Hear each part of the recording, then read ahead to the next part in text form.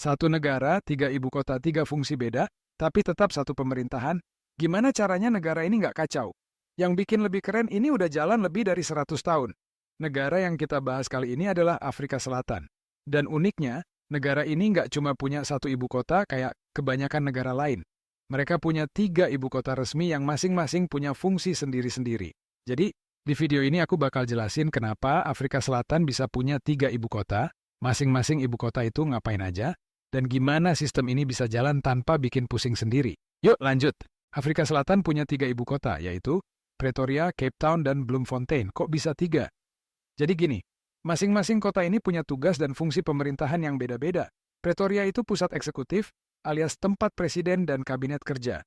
Cape Town jadi pusat legislatif, tempat parlemen Afrika Selatan ngumpul dan nentuin undang-undang. Terakhir ada Bloemfontein, yang jadi pusat yudikatif, alias tempat Mahkamah Agung dan sistem hukum beroperasi. Jadi sistemnya tuh dibagi rata gitu. Biar adil katanya. Tapi emang beneran jalan nggak sih? Buat ngerti kenapa mereka sampai punya tiga ibu kota, kita harus ngintip sejarahnya dikit.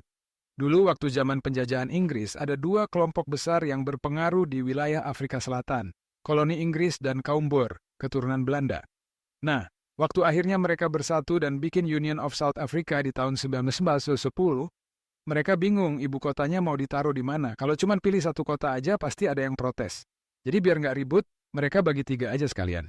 Satu kota buat tiap fungsi pemerintahan. Diplomatis banget ya, walaupun agak ribet. Sekilas kelihatan adil sih. Tapi sebenarnya, sistem tiga ibu kota ini punya plus minus juga. Keuntungannya, pemerintah bisa menyebar pembangunan dan nggak cuma fokus di satu kota doang. Mengurangi beban populasi dan infrastruktur di satu tempat. Kota-kota lain jadi ikut berkembang karena punya peran penting. Tapi kekurangannya juga lumayan. Biaya operasional pemerintah jadi lebih mahal, karena harus bolak-balik antar kota. Komunikasi antara lembaga bisa jadi lebih lambat.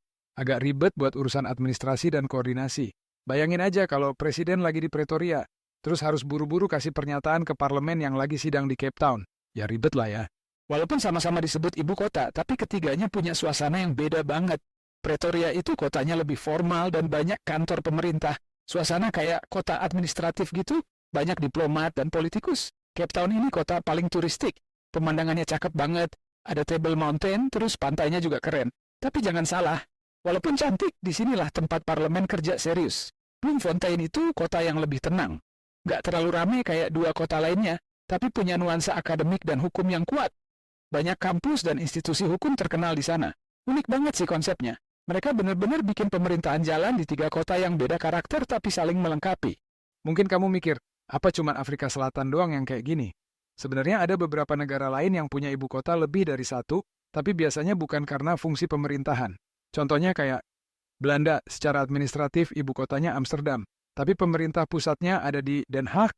Bolivia, ibu kotanya Sucre, tapi pemerintah dan presiden tinggalnya di La Paz. Tapi yang benar-benar resmi punya tiga ibu kota, cuman Afrika Selatan. Jadi ya bisa dibilang, mereka satu-satunya di dunia. Oke, jadi intinya, Afrika Selatan punya tiga ibu kota karena kompromi sejarah dan politik. Pretoria buat eksekutif, Cape Town buat legislatif, dan Bloemfontein buat yudikatif. Sistem ini bikin mereka lebih seimbang, walaupun konsekuensinya adalah biaya dan logistik yang lebih ribet. Tapi tetap aja, ini bikin Afrika Selatan jadi unik banget dibanding negara-negara lain di dunia. Mereka nunjukin kalau nggak semua negara harus ikut template standar. Kadang, hal paling ribet justru muncul karena pengen adil ke semua pihak. Kalau kamu jadi presiden, kamu pilih tinggal di kota yang mana? Tulis di kolom komentar ya, jangan lupa like, share, dan subscribe, biar nggak ketinggalan info-info aneh dan unik kayak gini. Sampai ketemu di video selanjutnya.